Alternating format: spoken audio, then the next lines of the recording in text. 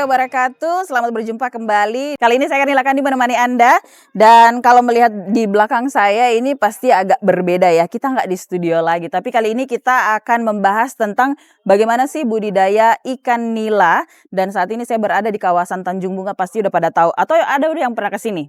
Kita akan mengobrol tentang hal ini nantinya bersama narasumber kita. Ada 2 orang yang akan temani saya. Tapi saya akan panggil dulu yang punya kerambah nih. Pak Maparenta Hasan, Ketua Kelompok Budidaya Ikan Nila. Kelompok Mapan namanya. Kita langsung sambut aja nih Pak. Panggilannya Pak Mapa ya. Apa kabar nih Pak? Alhamdulillah sehat. Baik, Pak Mapa, ini kalau melihat situasinya ini kayaknya luas sekali nih Pak kerambahnya ya. Ya alhamdulillah. Ini memang dimulai dari awal itu sendiri atau udah rame-rame Pak? Awalnya sendiri, Pak. Tapi Oke. akhirnya beberapa teman-teman tertarik dan akhirnya kami berlembaga, berkelompok. Oke, jadi namanya Mapan itu? Mapan. Mapan ini singkatan dari apa nih Pak? Masyarakat Mandiri Pangan. Masyarakat Mandiri Pangan melalui ikan nila ini Pak ya. Oke, sambil kita ngeliat-ngeliat di sini Pak, ini kan ada beberapa keramba nih. Ini masing-masing beda orang yang punya atau memang satu? Kelompok. Kelompok? Iya, kelompok. Jadi ada berapa kotak nih Pak yang ada nih? Kurang lebih 32 petak. 32 petak. Ini dari sejak tahun berapa sih Pak? Tahun lalu Pak, 22 Agustus. Tahun lalu. Sekarang udah punya 32 petak Pak ya. Awalnya berapa petak aja yang Bapak punya? Dari 1 petak awalnya iseng. Hanya sekedar hobi, akhirnya berkembang menjadi budidaya kelompok. Budidaya kelompok. Sekarang kelompoknya ada berapa orang di dalam? Kita berkelompok ada 15 orang. 15 orang? 15 orang. Itu rata-rata masyarakat di sini? Masyarakat sini semua. Masyarakat sini. Bisa dicerita nggak sih Pak, kenapa mereka kemudian mau berkelompok ikut sama Bapak nih? Nanti kan istilahnya kalau piara ikan, udahlah piara ikan ini aja paling untuk hobi-hobi. Tapi kemudian kenapa banyak yang mau ikut? Awalnya sebenarnya anggota kelompok ini semuanya bermula dari hobi. Tetapi setelah berkembang, kenapa tidak kemudian dari hobi ini juga menghasilkan. Ada nilai ekonomi di situ, Mbak. Hobi apa? Hobi mancing atau hobi piara ikan? Memang hobi mancing, hobi piara ikan. Ya, sebenarnya sensasi awalnya kan ada ketenangan kalau memberi pakan. Kasih pakan ikan begitu ya. Tapi ini untuk bisa dapat wilayahnya di sini, ini kan udah kayak di cover nih Pak istilahnya. Ini harus izin dulu kah atau awalnya langsung di sini aja? Sebenarnya ide ini sebenarnya hanya kami asumsinya pemanfaatan lahan.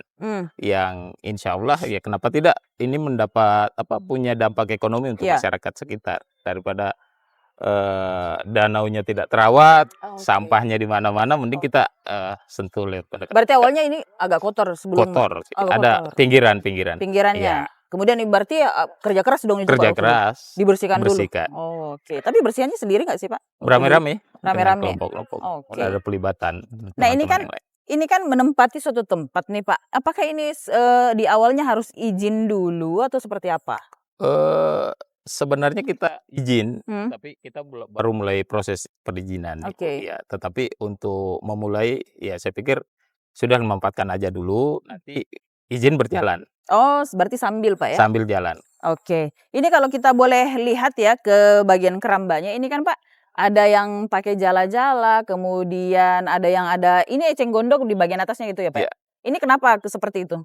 Ini eceng gondok sebenarnya ada beberapa fungsinya bagi teman-teman. Yang pertama untuk menahan matahari yang terlalu langsung ke ikannya, kemudian menjadi cemilan ikan lah istilahnya. Oh, dimakan juga sama ikannya begitu Pak ya? Oke. Nah ini memang setiap keramba harus diberi batas kayak jala-jala begitu Pak ya? Iya, biar ketahuan. Jadi nanti kan ukuran-ukuran ikan juga, ini umur sekian, ini umur sekian. Gitu. Oke. Jadi ini ada perbedaan dengan luasan kerambanya Pak ya? Kalau yang agak luas ini dia umur berapa Pak? Sebenarnya umurnya bukan di luasan, isi karambanya yang luasannya. Oh begitu? Ya, jadi kalau dia agak luas berarti isinya agak lebih. Oh lebih banyak. Oke. Tapi kalau yang misalnya kan biasanya kan ada pakannya dulu, yang anakannya tuh yang bagian mana nih Pak yang sebelah sini? Kebetulan kan kita baru, jadi anakan kita tidak produksi. Oh begitu? Ya, jadi bibit kita langsung, alhamdulillah kemarin baru 3 bulan kita dapat perhatian dari balai. Dapat bantuan benih 100.000. Jadi langsung dikelola di sini. Oke, kita sambil jalan ke sana ya Pak ya.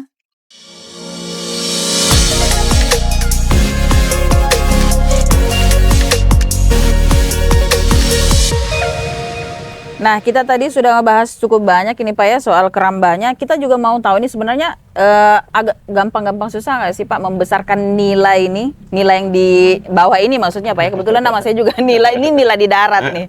Silakan Pak. Ya, sebenarnya kalau bicara budidaya, sebenarnya kita semua baru. Tetapi dari proses, dari pengalaman-pengalaman, sesungguhnya tidak ada hal yang rumit dan sulit di situ.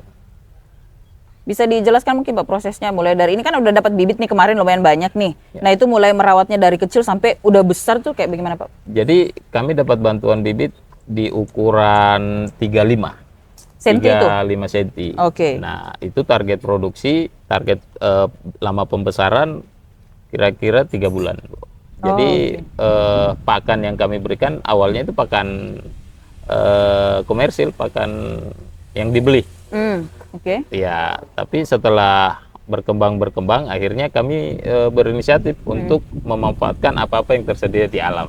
Seperti apa itu Pak? Seperti ada di sini ada kangkung, ada eceng gondok, ada apa. Nah, kami coba itu karena kami kebetulan hidupnya kan di bantaran-bantaran danau ini. Iya. Jadi kita biasa melihat kebiasaan-kebiasaan ikan sendiri. Oh, ternyata dia suka makan ini, eceng gondok, main di eceng gondok, main di kangkung, berarti dia suka kangkung. Itulah yang kemudian diinisiatifkan diinisiatif. Oke. Sampai sekarang seperti itu Pak? Sampai sekarang masih melakukan itu, Bu, dengan walaupun dia hanya mengcover 40%. Berarti bisa dibilang biayanya murah atau mahal? Dengan hadirnya makanan tambahan ini hasil inisiatif teman-teman justru mengurangi beban kami, Biayanya. biaya pakan, karena sesungguhnya kan beban pakan, biaya pakan hampir 70% Dari dari modal awal emang berapa Pak? kurang lebih 4.200.000 per petak. Lumayan ya per petak gitu ya, 4 juta. Oke. Tapi kalau untuk biasanya kan orang kalau mau mulai usaha atau membangun apalah istilahnya, biasanya kan ngambil ngutang dulu atau kur lah langsung. Kalau Bapak sendiri gimana modal awal? Alhamdulillah dengan teman-teman ini kita tidak berinteraksi dengan bank, ngutang apa dan segala macam. Karena awalnya memang kita penghobi ceritanya, iseng hobi, akhirnya sudahlah ketimbang kita hobi, nah akhirnya kita berinisiatif berkelompok, akhirnya melibatkan teman adik-adik tetangga-tetangga di sini untuk terlibat gitu loh. Berarti bisa dibilang curung-curung dulu gitu Pak? Iya, kurungan dengan teman-teman. Tapi memang rata-rata mereka yang ada di sini itu ada pekerjaan lain Pak selain di sini? Ada Ibu, ada. Oke. Tetapi jadi karena kita punya pekerjaan lain, akhirnya apa yang ada di sini itu dirasakan juga oleh masyarakat di sini. Paling tidak ada sumber pekerjaan, lapangan pekerjaan baru untuk awal dan ini kita. Tapi ini selama ini kan meskipun baru tapi udah pernah panen Pak ya? Udah, Bu. Kapan itu panennya? Kita panen kemarin Desember. Yang dihadiri langsung oleh Wali Kota Makassar. Wali panen Kota. perdana, iya. Tanggapan Pak Wali Kota gimana Pak? Ya alhamdulillah Pak Wali Kota justru memberi support dan memastikan bahwa pemerintah akan hadir. Memastikan pemerintah akan hadir untuk mensupport kegiatan ini. Oke, jadi memang berarti memang di sini apa kalau budidaya ikan nila itu kurang saingan atau seperti apa Pak?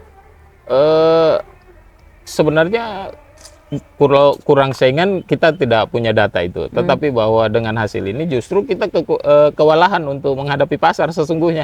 Oke. Memang satu kali panen biasanya berapa banyak? Kemarin kita panen 1,5 ton. 1,5 ton itu lumayan gede itu Pak ya? Berarti permintaan lumayan banyak? Lumayan banyak. Itu cuma Makassar saja atau luar kota? Makassar. Makassar saja itu? Oh, berarti nanti target ada untuk ke luar kota juga? Ya kita akan coba itu untuk pengembangan. Tapi kalau melihat potensi yang ada, bisa tidak Pak? Bisa Ibu. Bisa ya? Ya. Kalau boleh kisi-kisi sedikit nih Pak. Sekilo berapaan? Sekilo Bisa dapat kami berapa? jual 30.000. 30.000, lumayan murah Pak ya? Lumayan. Ya jadi maaf Pak, ini kita mau lihat-lihat dong. Tadi kan sudah dicerita proses awalnya bikin kerambah ini, kemudian sudah menghasilkan juga Pak ya. Ya, Tadi sempat dibilang berapa per kilo Pak harganya? 30.000. 30.000. Ini masih harga bersaing atau seperti apa Pak? Sudah harga yang kita tetapkan di sini. Oke. Karena di pasaran bisa sampai 40 sampai 45.000. Oke. Nah, ini kita mau kemana nih Pak? Kebetulan ada pembina juga di bawah, ada Pak Lurah, jadi sekalian kita ke sapa-sapa Pak bawah Lurah. ya. Ini jalanannya cukup ekstrim ini kayaknya ya, karena kebetulan. ini air naik Pak ya? Iya, lagi pasang kebetulan. Lagi pasang. Ternyata air danau kena pasang juga ya? Ya, karena ada sistem buka tutup arus dari atas, Bu. Oh, oke. Di lingkungan Tapi ini aman, Pak ya? aman. Tapi biasanya memang tidak seperti ini airnya? Tidak seperti ini. Oke. Saya harus hati-hati ya. Bapak silakan duluan ke depan, Pak. Aman. Aman. Ya, ini orang biasa di darat dan di laut. Jadi ini kita melewati bambu-bambu yang sudah disiapkan oleh para mereka yang ada di sini. Karena memang ini sebagai salah satu akses jalannya untuk menuju ke beberapa keramba yang ada di sini. Kita langsung ke atas saja yuk. Oh, ternyata di sini sudah siap yang seperti ini, yang makanannya yang dibilang tadi ya, Pak? Iya, Bapak, ya? ini pakan mandirinya, pakan inisiatif teman-teman. Oh, ini yang dibeli nih, Pak? Iya, pelet. Oke. Kalau ini apa nih, Pak? Ampas tahu. Oh, ampas tahu juga Iya, bisa ampas dimakan tahu, ya? boleh. Oh, oke. Jadi di sini nih ada kangkung seperti yang Kangkung, dibilang iya, tadi, Pak ya? kangkung. Ini sawi juga bisa Sawi. ya, Pak ya? Oh, oke. Jadi Ya. untuk mengolah ini bagaimana nih, Pak? Dicampur semua atau satu-satu? Dicampur semua, Bu. Dicampur semua? Iya, jadi ini kita ke depan akan memanfaatkan limbah-limbah pasar. Ya, kemudian ada kangkung alam yang ada di sini dan ada eceng gondok juga. Jadi di mix satu. Ini dibeli atau? Di limbah pasar, Bu. Oh, mereka yang dibuang biasanya Dibuang. ya? Oh, oke. Tapi nggak perlu dibersihkan dulu, Nggak, langsung aja? nggak perlu. Cara mau mencampurnya gimana nih, Pak? Nanti pakai alat ini, Oke. dicacah sampai ya kira-kira ikannya sudah bisa makan. Boleh Seukuran. dipraktekkan nggak nih, Pak, cara mencacahnya itu seperti apa? Karena kita mau tahu ya, mau lihat ini proses ikannya bisa makan. Karena kan mulut ikan tuh kecil ya. Karena kalau barang-barangnya segede ini, setelah dicacah seperti apa, kita lihat yuk bagaimana prosesnya. Oh ya, boleh. Ini siapa yang bakal mencacah nih, Pak? Siapa yang mau Silahkan. cacah?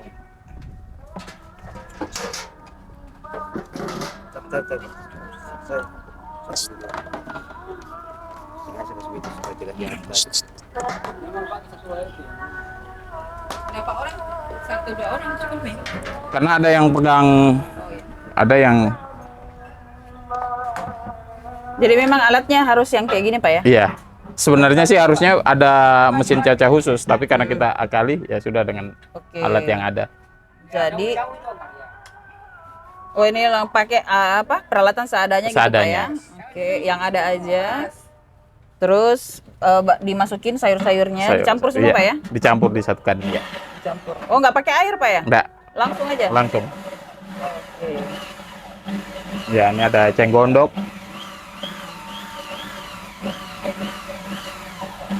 Itu sampai hancur kalis atau gimana, Pak? Enggak juga, nanti dikira-kira saja semua masuk ke mulut ikan.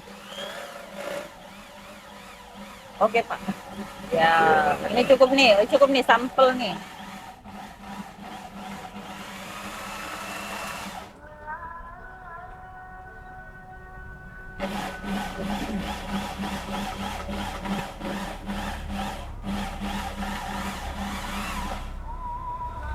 Oh, kalau sayurnya sudah hancur, Ya, dimasukkan Dicampur lagi juga ya lain? dengan tambahan pakan sedikit, tambah ampas tahu. ampas tahu. Iya. Oh, oke. Oh, berarti semua harus di mix satu kali. Iya.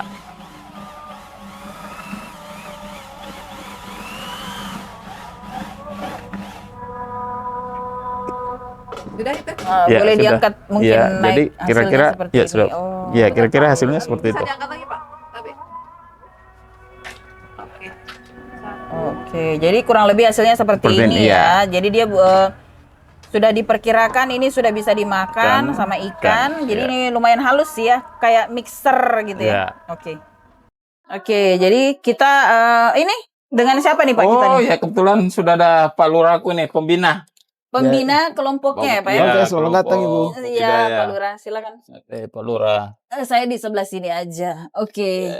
Jadi kalau Pak Lurah ini fungsinya di dalam kelompok seperti apa, Pak? Pak Lurah ini fungsinya dalam kelompok memang menjadi pembina. Pembina ya? Ya, pembina di kelompok budidaya. Baik, dengan Pak Lurah, kita kenalan dulu dengan Pak Lurahnya dengan nama lengkap, silakan, Pak. Oke, perkenalkan saya Fuad Rakim Bajing. Saya selaku lurah di Kelurahan Macini Sombala, Kecamatan Baik. Tamalate. Baik, ini tadi dikatakan selaku pembina. Memang ini mulai kapan selaku pembina untuk kelompok perikanan mapan ini, Pak? Oke, jadi kami selaku pemerintah setempat ya, Iya. dalam hal ini lurah sebagai pembina kelompok pembudidaya ikan air tawar, khususnya Pokdakan Mapan yang ada di Kelurahan Macini Sombala. Ini sudah berjalan kurang lebih 1 tahun lebih. Ya. Jadi selama 1 tahun itu biasanya apa aja Pak koordinasinya atau mungkin pembinaan-pembinaannya seperti apa kepada kelompok perikanan ini? Jadi khusus untuk pembinaan atau koordinasinya itu lebih kepada kami pemerintah lebih mempersiapkan dari sisi administrasinya. Oke. Administrasi kelompok, terus untuk teknisnya penyambung antara kelompok dan dinas. Seperti itu. Biasanya memang mereka membutuhkan apa saja, Pak? Jadi kalau kelompok itu sendiri lebih membutuhkan dukungan dalam bentuk seperti suplai bibit, bantuan bibit, bantuan pakan, dan mungkin ada beberapa hal-hal teknis atau administrasi yang memang kelurahan di sini berperan sebagai perantara antara kelompok dan dinas terkait. Oke, berarti setelah masuk di kelompok perikanan ini mungkin ya lebih banyak membutuhkan surut-surut begitu ya Pak Ketua ya? Iya, jadi sebenarnya juga saya tambahkan pembina. Jadi selain ada pembina, kami juga ada penyuluh. Oke. Penyuluh pertanian yang memang dinas dan kementerian mempersiapkan penyuluh di setiap kelurahan untuk mendampingi kami kelompok budidaya. Nah, itu juga awalnya dari semangat penyuluh memberi kami saran, kenapa tidak ini dibuatkan kelompok saja, karena kita sudah lebih dari sekian orang yang tertarik, biar lebih jelas apa yang mau kita lakukan, kemudian ada pendampingan dari pemerintah. Gitu. Nah, selama adanya penyuluh sudah datang langsung bersama dengan Pak Mapa dan juga rekan-rekan yang lain ya dalam kelompok ini juga ada Pak Lurah selaku pembina. Apa yang dirasakan, ada perubahan nggak Pak? Sangat. Alhamdulillah berkat kehadiran Pak Lurah. Alhamdulillah kemarin panen perdana kami alhamdulillah dihadiri oleh Bapak Wali Kota Makassar. Dan kami panen kurang lebih 1,5 ton. Lumayan banyak ya Pak Ya, ya? alhamdulillah. 1,5 ton. 1,5 ton itu tidak sedikit sih, tapi itu untuk masih konsumsi Kota Makassar ya Mas? Masih bukan Kota Makassar, justru masih konsumsi kelurahan istilahnya. Satu kelurahan makan ikan nila semua nih Pak. Iya. Oke. Iya. Artinya bahwa memang ikan nila ini potensial begitu Pak? Potensial, Ya, potensial. dan sangat-sangat potensial. Nah, kalau selaku pembina sendiri, Pak Lurah nih melihat seperti apa di luar sana mungkin, atau sudah ada yang, oh Pak Lurah nih di kelurahan ini apa ada ikan nila katanya di sana Pak, ada nggak yang kayak gitu-gitu Pak? Ya, banyak sekali, terutama pada saat kami kemarin panen perdana ya, yang dihadiri langsung oleh Bapak Wali Kota. Jadi secara langsung ini merupakan promosi. Iya. Jadi begitu disonding oleh Pak Wali Kota di media sosial dan lain-lain, permintaan itu datang dari kelurahan lain, bahkan teman-teman lurah sebagian yang ada di Kota Makassar meminta untuk membeli pesannya. Gitu. Oke. Jadi mereka tidak pikir mahal murah, tapi yang penting ikan nilainya gitu ya? Ya, lebih kepada dukungan kepada kelompok-kelompok. Oke. Jadi kalau dari selaku pembina setelah ini kan sudah mulai istilahnya sudah dipromosi, dibantu lagi sama Pak Wali Kota. Dari pembina sendiri apa yang akan direncanakan ke depan bersama kelompok perikanan Mapan ini? Jadi ke depannya kami tetap jalin komunikasi, terutama untuk bagaimana seperti yang tadi telah dilihat bersama terkait dengan inovasi yang kelompok sendiri buat, yaitu terkait pembuatan pakan mandiri. Nah, kedepannya juga untuk memberikan menaikkan lah istilahnya nilai jual daripada nilai ini sendiri, kedepannya kita akan usahakan bagaimana untuk kita pasarkan ikan nila tersebut hasil kelompok bukan hanya saja ikan nila hidup, tapi sudah dalam bentuk kemasan, diolah dalam bentuk frozen food dan lain-lain sebagainya. Oh begitu ya? Itu bisa Pak ya? Bisa. Rencananya kayak kalau frozen food berarti dia mentah dikirim ke beberapa untuk masih lokal Makassar dulu? Masih lokal. Ya, lokal. Itu bisa kemana aja tuh Pak?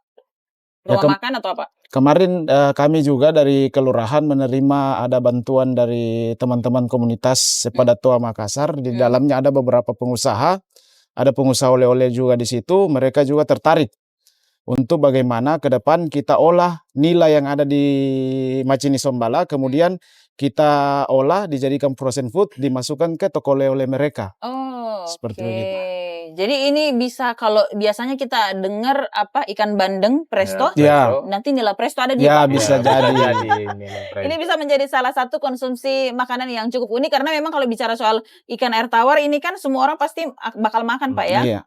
Karena apalagi sebagian besar wilayah Sulawesi, Jawa, sampai Sumatera, Kalimantan ya Pak ya. Ikan air tawar ini bukan hal yang asing. Sesuatu yang memang sering dimakan hari-hari. Nah, kalau boleh dicerita juga nih Pak, untuk panennya itu maksimal usia berapa memang ikannya?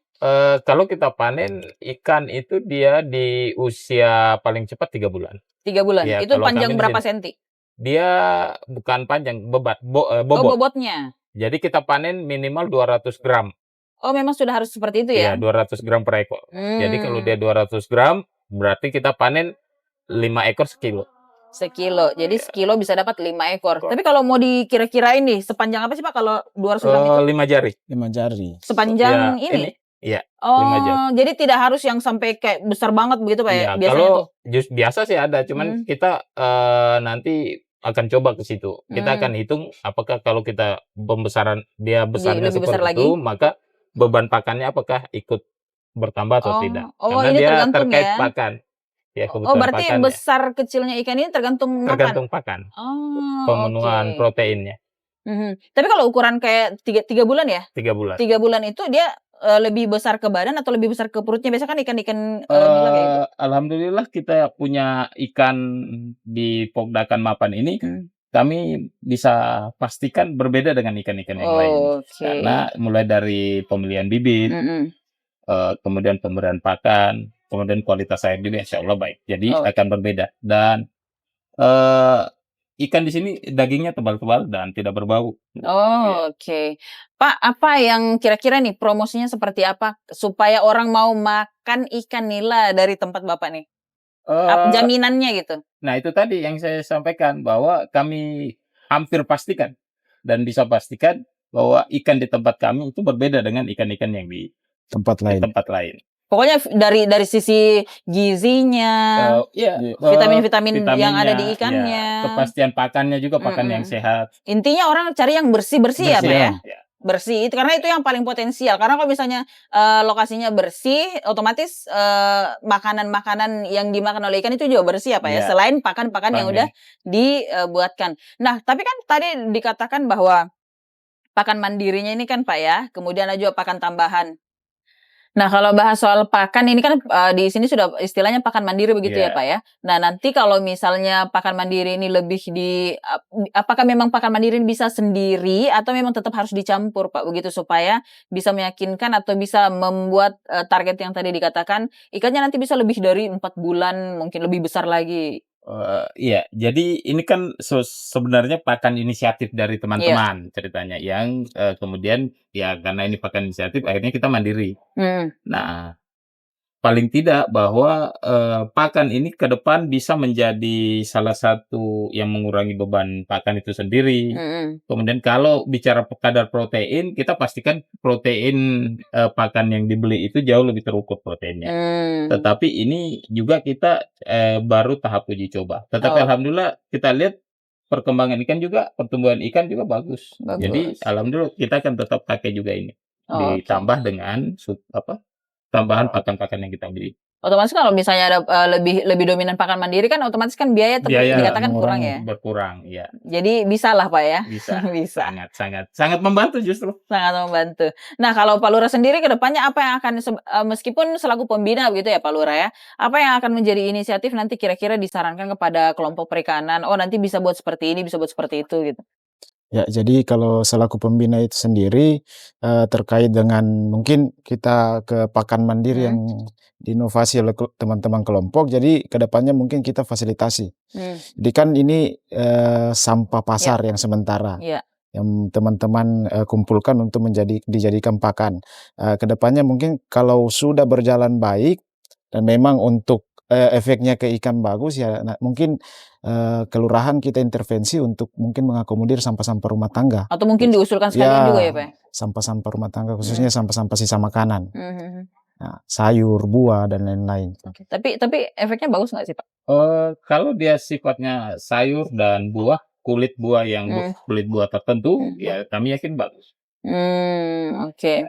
Nah, kalau dari Pak Lurah sendiri, apa yang menjadi, mungkin ada pesan-pesan dari pemerintah kota yang diteruskan ke Pak Lurah untuk kedepannya seperti apa? Apakah nanti tetap akan mempertahankan kelompok mapan ini atau ada lagi kelompok-kelompok baru lainnya yang akan diusul dari kelurahan? Ya, jadi kami sendiri dari pemerintah, jadi alangkah baiknya ketika kelompok mapan ini menjadi promotor lah terbentuknya kelompok-kelompok budidaya di Kelurahan Macini Sombala. Harapan kami ke depannya lebih banyak masyarakat yang mungkin dengan melihat kelompok ini bisa mengikuti dan lahirlah kelompok-kelompok baru. Dan dari sisi pemerintah sendiri sesuai dengan apa yang telah disampaikan oleh Pak Wali Kota, bahkan beliau ingin untuk bagaimana kelompok-kelompok ini berkelanjutan untuk proses budidayanya. Oke. Apalagi kalau melihat situasi lokasi di kelurahan ini Pak Di masih potensial. Masih sangat potensial. Sangat potensial. Kira-kira kalau mau bikin kerambah baru lagi bisa berapa banyak? Ratusan bisa ya. Karena ke depan kita target juga. Kita berharap kalau di Kota Makassar ini di daerah tol ke sana itu ada kampung nelayan merah putih. Berarti kita berharap di Kelurahan Macini Sombala itu boleh hadir kampung budidaya merah putih. Karena kita berpikir bahwa kita swasembada beras sudah selesai. Berarti kita berharap ada swasembada protein. Nah, swasembada protein ini juga kan sangat mudah kita dapatkan dari ikan. Nah, bentangan danau ini cukup lumayan panjang ya. Lumayan panjang untuk paling tidak menjawab kebutuhan protein dan pangan itu tadi. Pak Lurah, kalau melihat situasi yang ada ini ya, yang dibuat oleh kelompok perikanan ini aja, ada tempat duduk seperti ini, bisa jadi tempat makan, kemudian ini kalau misalnya mau ngambil sendiri juga mungkin bisa, tinggal diarahkan yang bagian ini yang boleh diambil. Bisa jadi potensi wisata nggak sih Pak di wilayah Iya, potensi wisata di wilayah Kelurahan Macini Sombala. Jadi memang dengan hadirnya Pak Ketua juga ini sebagai istilahnya promotor lah. Beliau ini punya ide dan gagasan yang untuk ke depan, progres ke depannya itu sangat bagus. Makanya ketika itu ada, kami dari sisi pemerintah ya siap mensupport. Oke. Tapi kalau melihat memang ini potensial Pak ya? Iya, potensial. Dari lokasi? Dari lokasi ya masih banyak lokasi-lokasi yang bisa digunakan untuk tambak-tambak juga. Tambak ini ya. Oke. Tapi kalau untuk akses bagaimana Pak ke sininya? Lumayan lancar ya semua? Iya, lancar. Jalanan semua. Jadi kalau misalnya Bapak nih mau promosi nih di RRI, silahkan kalau mau datang nih, silahkan Pak Lurah. Jadi kalau untuk promosi sendiri ya saya jamin kualitas ikan nila yang ada di Kelurahan Macini Sombala ini berbeda dengan nila-nila yang ada di tempat lain. Nah, itu yang kami bisa pastikan. Iya, karena sudah terlalu sering makan ikan nila. Oke. Boleh sebagai konsumen ya, karena kalau beliau yang punya sudah pernah konsumen kan. Coba diceritakan sedikit gitu, Pak. Bagaimana sih rasanya ikan nila yang di sini? Jadi ikan nila di Macini Sombala ini jadi dia itu lebih berisi gemuk, terus tidak berbau tanah atau lumpur. Kemudian bersih. Pokoknya tidak ada bau-baunya sedikit. Kalau dibakar dimasak bedanya gimana? Kalau dimasak, khususnya dibakar ya, khususnya dibakar itu ada minyak-minyaknya. Oh, berarti itu lumayan proteinnya kalau gitu ya? Berlemak. Oh, oke. Bisa sehari bisa makan 3 kali ikan nila nih Pak, 3 kali sehari. Kemarin Pak Fadli ke sini. Bahkan dia sendiri ya memang berbeda rasanya dan ya bukan cerita banyak yang dia makan Pak Fadli, tapi sepertinya lahap. Berarti menikmati, 2-3 ekor itu kemarin. Ya, lebih lah. Sekalian yang dibawa pulang. Oke. Tapi Pak cerita sedikit juga nih sama Pak Ketua. Ini kan lumayan di tempat terbuka. Kemudian ini juga kayaknya untuk pengamanannya masih belum terlalu tertutup. Cara ngejaganya setiap malam gimana sih Pak? Ya, alhamdulillah Macini Sombala ini sudah sangat aman. Istilahnya. Tidak ada lagi hal-hal yang karena pelibatan masyarakat hadir di tempat ini juga ada. Jadi masyarakat ikut berpartisipasi di sini. Ya, jadi paling tidak di usaha ini juga ada budaya gotong royong, kekeluargaannya ada. Jadi semua merasa memiliki nih Oh, jadi harus dijaga sampai besar. besar. Oke. Tapi ini kita lihat ada bagaimana sih prosesnya Pak? Ini saya lihat ada mesin-mesin air. Apakah ikan ini memang harus ada perawatan-perawatan khusus atau seperti apa Pak, sampai ada mesin-mesin air? Kemudian ini kan kalau dilihat udah di dalam air, ngapain ada mesin Ya. lagi? Jadi dengan adanya mesin-mesin air ini, kita hanya mau memastikan bahwa kondisi cuaca ini kan sekarang sangat susah diprediksi. Jadi ini hanya untuk persiapan-persiapan sekiranya ada kondisi ikan yang apalah istilahnya kekurangan oksigen, maka kita bantu pakai mesin-mesin. Iya. Oh, oke. Jadi airnya kita pompa masuk, jadi berubah menjadi apa? Arus. Oh, oke. Kan pernah nggak sih Pak airnya kurang atau airnya berlebih? Alhamdulillah kita di danau ini enggak pernah airnya kita punya jelas enggak berubah, enggak terlalu tinggi, enggak pernah surut juga. Meskipun pernah kemarau yang kayak beberapa tahun lalu Di ya? kemarau kemarin juga air di danau sini enggak berkurang. Paling berkurang juga tapi tidak sampai Tidak terlalu berpengaruh ya. Oke. Berapa dalam memang Pak ke bawah ini? Kira-kira kurang lebih 6 meter. 6. 6 meter? Iya, Oh. kedalaman. Nah, ini yang membuat ikan-ikannya beda dengan Beda. nilai yang lain Pak ya, Iya. karena tidak terlalu dekat bersentuhan. dengan tanah. Iya, jauh. Oke. Jarak jaring dengan dasar Dasar. danau ini kira-kira 3-4 meter. Oke. Nah, kalau bicara soal kelompok perikanan, ini kan tidak jauh-jauh dari keanggotaan di dalamnya. Tadi disebut ada 15 orang, Ya. Pak ya. Itu semuanya gimana sih? Pak Lurah bersertifikat atau gimana sih ceritanya itu? Jadi kelompok itu Terdaftar. sendiri terdaftar di dalam dibuatkan SK. Oke. Dibuat dalam bentuk SK yang Mhm. ditandatangani oleh lurah, kemudian itu semua berasal dari masyarakat. Mhm. Dari masyarakat sekitar yang memang punya satu visi dan tujuan, Oke. punya kebiasaan yang sama juga mungkin seperti tadi yang disampaikan oleh Pak Ketua, punya hobi lah biasa, ada hobi mancing, kemudian dijadikan satu. Mhm. Dan alhamdulillah sampai sekarang berjalan dan semangat itu terus terjaga. Oke. Iya, Jadi jadi mereka di SK kan begitu Pak ya? Iya, Supaya saya- menjamin. Iya, jadi saya tambahkan dulu ya. Jadi SK-nya ini kita sudah memperoleh SK dari Kementerian Perikanan. Oh, mantap lah ya. Ya, kita punya SK perikanan. Mhm. Jadi alhamdulillah pemerintah setempatnya hadir, pemerintah kotanya hadir lewat Pak Lurah, Mhm. kementeriannya hadir lewat penyuluh. Iya. Jadi sesungguhnya negara sudah hadir. Sisa bagaimana kita pembudidaya ini memperlihatkan keseriusan. Dan ke depan insya Allah kami memastikan dengan support yang ada sudah nampak bahwa kalau masyarakat di sini mau berkembang, mau maju, ya perlihatkan kemauanmu untuk usaha, negara hadir di situ. Makanya di struktur kepengurusan ada lurah sebagai pembina. Karena itu memang sudah menjadi aturan paten dari kementerian. Baik. Strukturnya. Oke, jadi mungkin itu saja Ibu ya. Oh iya, ini Pak Lurah ada kegiatan ya? Ya, ada kegiatan lanjutan, Oh, jadi saya mohon siap. izin, saya tinggalkan tempat Ibu ya. Baik, terima kasih Iya, Pak Lurah. Terima kasih waktu itu Pak Lurah. Iya, makasih. Kita kekurangan satu personil karena Pak Lurahnya baru jalan Pak ya. Iya, Oke. ada rapatnya tiba-tiba juga dipanggil rapat ya. Baik, kita masih dengan Pak Mapa yang menjadi bisa dibilang ketua kelompok Pak ya. Iya, ketua. Ketua kelompok di Perikanan Mapan ini. Dan kalau bicara soal budidaya memang Pak ini kalau di Sulsel memang lumayan banyak. Tapi kalau seperti yang dicerita Pak Mapa tadi bahwa budidaya ikan nila ini sepertinya masih kurang.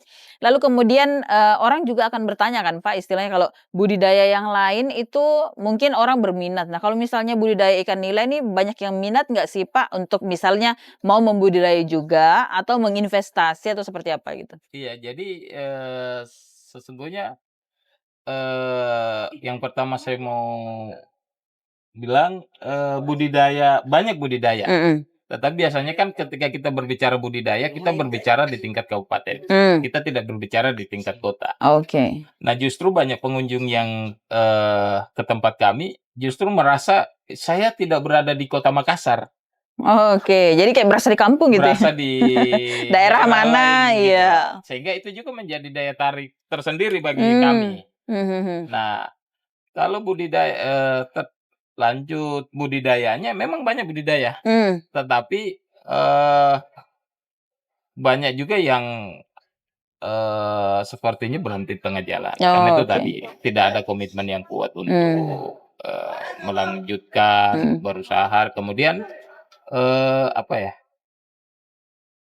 Budidaya di tempat kami ini sepertinya hampir tidak ada kesulitan sebenarnya. Oke. Hanya kemauan. Kalaupun kita tidak kuat modal misalkan, ya kita punya pakan alam. Nah, yang seperti ini. Pakan Misalkan mandiri ya, tadi. pakan mandiri itu. Oke. Jadi murni kemauan. Jadi di satu sisi budidaya ini berjalan, di satu sisi juga saya selaku ketua kelompok, ya seperti yang disampaikan pembina tadi Pak Lurah, ya saya berharap ini mampu menarik minat warga-warga di sekitar sini untuk berinvestasi, melakukan hal yang sama. Hal yang Tapi sama. alhamdulillah dengan hadirnya ini memang sudah terasa masyarakat di sekitar sudah mau ikut terlibat, bahkan sudah mau membuat lagi. Ada yang sudah mulai nampak membuat jaring begitu ya? Ada, sudah. Oke, berarti ini lumayan dampak positifnya begitu Pak ya. Nah, dengan dikatakan tadi adanya kemauan, kalau Bapak sendiri maunya ini sampai kayak gimana ke depannya? Saya berharap menyambung dengan ide besar swasembada. Ya, saya berharap kalau swasembada beras sudah selesai. Ya, kenapa tidak kita swasembada protein? Dan itu kita mulai dari Kelurahan Macini Sombala. Baik. Untuk mendorong kelurahan-kelurahan yang punya potensi alam yang sama. Jadi bisa dibilang kalau melihat daerahnya ini gitu Pak ya, daerah kelurahan ini di kecamatan ini, potensinya itu memang sebenarnya ada. Cuman bagaimana orang mau untuk memulai. Memanfaatkan dan memulai itu. Karena memang kalau pertama datang di sini nih kayak memang bener sih seperti dikatakan Pak tadi bahwa kita tuh kayak lagi di daerah mana gitu ya. Karena kalau memang daerah perkotaan tuh yang kita lihat gedung-gedung besar Pak ya. Di situ benar-benar alami, di sini banyak danau, kemudian pepohonan juga masih rindang lumayan. Nanti kalau kita udah agak keluar ketemu mall, ketemu gedung-gedung itu oh ya, kita lagi di Kota Makassar ternyata ya. Nah, apa yang tadi kan kita sempat singgung nih Pak, dari lokasi yang ada, tempat kita duduk aja ini udah kayak mewah banget gitu ya Pak ya. Gimana sih ke depannya, apakah dari Bapak sendiri dengan anggota akan berinisiatif menjadikan ini sebagai tempat makan, tempat wisata, atau tetap udahlah mengelola ikan ini aja? Ya, harapannya kami bersama teman-teman ke depan kita berharap ini menjadi salah satu wisata kuliner istilahnya, khusus untuk ikan nila dan ikan-ikan air tawar. Karena potensinya sangat mendukung. Bayangkan kita ke akses jalan utama saja hanya jaraknya kurang lebih dari 20 meter. Tapi kalau kita sudah belakangi, kita seolah-olah sudah berada di luar Kota Makassar. Nah, tentu ini yang dengan hiruk pikuk masyarakat Makassar tentu butuh suasana-suasana yang lebih santai. Dan saya pikir di kelompok budidaya mapan ini menjadi salah satu tempat yang bisa dicoba untuk kita berkunjung. Jadi buat yang mau healing cuma 20 menit dari pusat kota ke daerah sini ya, di lokasi Tanjung lah seperti itu. Jadi bagian belakang. Tapi Pak, kalau misalnya ke depan ini lebih potensial kemana sih kalau Bapak, karena kan bicara tadi soal kemauan untuk supaya barang ini terus berlanjut. Lebih ke pengelolaan aja, pemeliharaan saja dengan anggota, atau Bapak ada ke depannya nanti bakal bikin rumah makan sendiri deh? Gitu. Ya, kalau usaha sendiri gitu. Ya, jadi kan di teman-teman ini punya potensi masing-masing sebenarnya. Jadi tapi kalau kita mau bicara potensi masing-masing, kita lebih tertarik untuk di sektor budidaya karena pasarnya jauh lebih ketimbang kita hanya konsentrasi pada wisata-wisata kuliner. Oke. Tadi dikatakan bahwa bisa jadi potensi untuk ikan air tawar lainnya. Berarti selain ikan nila ini bisa dong Pak ya? Iya, ada lele, bisa ikan mas, gurame. Ya banyak jenis-jenis ikan lele. Tapi kita lebih mudah perawatan ikan nila. Dan pasarnya di Makassar lebih laku, lebih diterima dan menjadikan konsumsi yang tidak lagi orang, justru mereka banyak masyarakat Makassar yang cari ikan nila. Kami saja yang kemarin panen 1,5 ton, ya kewalahan lah. Cuma tingkat kelurahan aja yang makan dapat. Tapi biasanya kalau yang pesan kayak gitu Pak dari mana aja? Kayak usaha apa gitu atau masyarakat atau seperti apa? Ini masih masyarakat. Kita belum usaha belum belum masuk usaha-usaha restoran belum. Oh, berarti ini masih konsumsi masyarakat? Konsumsi masyarakat. Oke. Jadi masih lebih banyak, meskipun itu 1 ton produksinya tetap masih Iya. konsumtif ya, Pak, ya? Masih Belum ke masyarakat. usaha? Belum. Tapi ada rencana ke sana ya, Pak? Iya pasti, untuk lebih memastikan budidaya ini berkembang. Berarti kalau misalnya ngambil ikan ini hanya anggota yang boleh ngambil, yang pesan tinggal tunggu datang aja begitu, Pak, ya? Nggak Eee boleh ada yang datang mancing begitu? ke depan kita juga akan buat itu. Oh, oke. Jadi misalkan ada yang kan kalau kita ngangkat jaring ikannya punya potensi stres. Mhm. Jadi salah satu mensiasati, jadi sensasi mancingnya dapat, Mmm. ikannya dapat. Oh, jadi boleh mancing, Pak, Boleh ya? mancing. Tapi Jadi untuk nanti sekarang? setelah hasilnya, itu yang ditimbang. Berapa misalnya Oh. 5 kilo, 10 kilo, ya itu yang dibayar. Tapi untuk sekarang udah ada begitu? Belum? Belum. Belum ya? Iya. Oke. Tapi nanti kita mau lihat ya, bagaimana sih caranya mancing ikan biar nggak stres, boleh, Pak, ya? Boleh. Tapi ini, bukan mancing pakai pancingan. Jadi rata-rata di sini pakai apa tuh, Pak, istilahnya? Di jala ya, Pak, ya? Kalau iya, ngambil ikannya yang Enggak, udah gede? ini kalau yang panen kita angkat jaring. Oh, langsung jaring yang Iya, diambil? karena kita ngambil 1 petak langsung habis. Nah, Oh. naik jaringnya dijemur 1 minggu, turun lagi. Oh, begitu. Iya. Jadi ini untuk menghilangkan ikannya tidak stres. Stres. Kalau ikannya stres itu bisa berakibat seperti apa, Pak? Mati. Oh, mati ya? Iya. Itu nggak Malas makan mati. sudah tidak bisa jual kalau begitu? Iya, kalau dia sudah ngambang ya pasti kita ndak jual. Oh, Tapi oke. alhamdulillah belum pernah terjadi sih. Cuman kan kita sudah paham, oh pasti ikannya bisa stres kalau gitu. Jadi kita tidak lakukan. Tapi kalau misalnya, orang-orang ada nggak, Pak, yang datang bilang, "Ini saya punya bibit, tolong dipiara." Pernah nggak sih kayak gitu, Pak? Oh, belum pernah. Belum ya? Iya. Tapi kalau misalnya besok-besok ada yang mau investasi seperti itu atau dalam bentuk seperti apa, bisa nggak, Pak? Bisa. Misalkan ada orang yang punya, tapi kalau hanya sekedar datang bawa bibit, tentu enggak. Karena justru sebenarnya budidaya nila ini di bibit yang paling murah. Modal bibitnya yang paling murah. Sekitar Dia Rp300 per ekor. oh, oke. Jadi 600.000 kita sudah punya ikan 2.000. Oh, oke. Jadi kalau misalnya investasi harus lebih ke, apanya, Pak? Pakan. Ya. Pembuatan kerambanya, Jaring ya, keramba ya? jaring, ya. Ini kalau yang udah seperti sekarang ini sudah kira-kira di total udah berapa sih, Pak, yang keluar? Sudah sampai sebanyak ini kerambanya? Yang keluar apanya? Modal. Modal ya lumayan lah.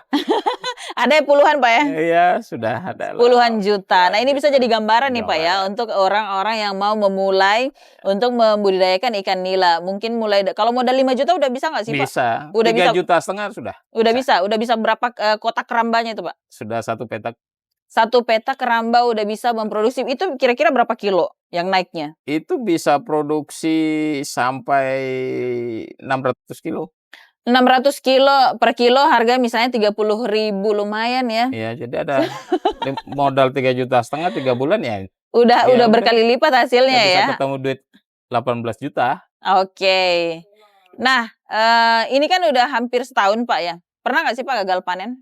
Belum pernah. Belum pernah ya? Iya. Oke. Tapi itu kan otomatis menjadi rahasia tersendiri mungkin, Pak, ya, supaya tidak gagal panen. Karena kan justru kami mau mengedukasi bahwa budidaya itu sesungguhnya yang pertama disiapkan mental kita. Oke. Bahwa kita punya standar bahwa ada 30, kami sudah mempersiapkan 30% dari bibit yang kami tebar itu hilang. Oke, berarti sudah siap kehilangan duluan. Siap. Oke, Nah, terus? tapi alhamdulillah dari kekhawatiran itu justru itu belum pernah terjadi sebenarnya. Oh. Sempat kemarin ada karena kita semua pemula, akhirnya tiba-tiba ada beberapa ikan yang mati. Karena apa itu, Pak? Perubahan cuaca. Oke. Tapi karena kita pemula akhirnya panik. Kita baca literatur, didampingi oleh penyuluh. Bertanya ke penyuluh, dinas juga datang memeriksa penyuluh, memberi edukasi ke kami. Akhirnya kami bisa paham bahwa ya memang seperti itu. Tetapi itu bukan masuk kategori kerugian. Iya. Oke. Jadi memang sebelum memulai usaha itu mentalnya udah harus disiapkan. Karena tidak selamanya usaha itu untung begitu, Pak, ya. Pasti kadang ada rugi, tapi entah jalannya seperti apa, mungkin begitu, Pak, ya. Dan ini juga sudah diteruskan ke semua anggota. Iya. Dan itu dimulai dari saya selaku ketua. Saya yang harus lebih memastikan mentalnya kuat untuk mengajak teman-teman. Jadi kemarin yang boleh dikasih jadi tips juga nih Pak untuk pemirsa kita supaya mengurangi kerugian itu seperti apa tadi yang sudah dipelajarin? Ya, tipsnya untuk mengurangi kerugian artinya yang pertama jangan panik. Kalau ada situasi yang di luar kebiasaan yang sering kita lihat sehari-hari, ya kita konsultasi penyuluh. Jadi penyuluh juga lewat dinas nanti punya solusi-solusi untuk bagaimana mengantisipasi hal-hal yang terjadi di. Oke, tapi yang paling penting kalau menjaga ikan air tawar itu Pak, apa? Supaya ikannya tidak ngambang semua nih tiba-tiba. Memastikan saja. Saya sulit juga ngomong bagaimana karena di Danau Tanjung Bunga ini kita belum pernah mengalami hal-hal yang sifatnya mengkhawatirkan. Oke, meskipun musim hujan seperti ini Pak, Iya, aman ya? aman Aman, saja. baik. Karena kita sudah di menit-menit terakhir, silahkan Pak Ketua apa yang ingin disampaikan dalam kesempatan ini. Iya, jadi sesungguhnya saya selaku Ketua Pokdakan Mapan berharap bahwa kehadiran budidaya ikan air tawar ini mendapat support yang maksimal dari pemerintah. Karena kami anggota budidaya Kelurahan Macini Sombala ini sudah merasa yakin dengan apa yang kami lakukan, sehingga berharap mendapat support yang maksimal. Dan itu juga kemarin alhamdulillah Pak Wali Kota memastikan akan hadir untuk mensupport di program-programnya. Oke, baik. Pak Ketua, terima kasih sudah bersama kita dengan makasih. RRI di kesempatan kali ini. Dan tentunya kita berharap bahwa apa yang kita suguhkan kali ini bisa menjadi contoh juga. Amin, Ada banyak pelajaran yang bisa diambil di dalamnya bahwa untuk membudidayakan ikan air tawar itu gampang-gampang sulit, Susah. tapi sudah harus siap mental. Tidak boleh ada kekhawatiran. Jangan untuk khawatir, ya. Tapi karena kan ini istilahnya ikan itu kan makhluk hidup juga, Pak ya. Nah kalau kitanya panik, nanti ikannya panik bisa mati gitu mungkin, Pak ya. Saya selalu memberi teman-teman saran kalau dia panik. Nanti gini, nanti gini. Saya bilang kenapa kau tidak panik bahwa besok kiamat? Iya, benar-benar. Biar semua kemampuanmu kau belanjakan hari ini. Iya. Jadi mau mulai ndak usah khawatir lah. Iya benar. Tapi saya pernah dengar itu Pak, kalau misalnya kita memelihara mau tumbuhan ataupun piara ikan hewan seperti itu, ya biasanya kalau dari tuannya kepanikan ada kepanikan berefek begitu Pak ya. Nah ini yang bisa menjadi mungkin belajar terus begitu Pak ya, karena yang namanya berusaha itu apa ya istilahnya nggak akan pernah berhenti selama ada kemauan. Dan banyak hal-hal yang harus dipelajari di dalamnya. Ya, Sekian. Dengan alam ini intinya kita berinteraksi. Alam juga akan memberikan kita pelajaran. Kalau kita memberikan efek positif, alam juga memberikan positif. Datanya positif juga. Baik. Terima kasih Pak Mapa sudah bersama kita. Tadi juga kita sudah dengan Pak Lurah di kesempatan kali ini di podcast Suarga 124. Saya Karila Kandi. Sampai jumpa.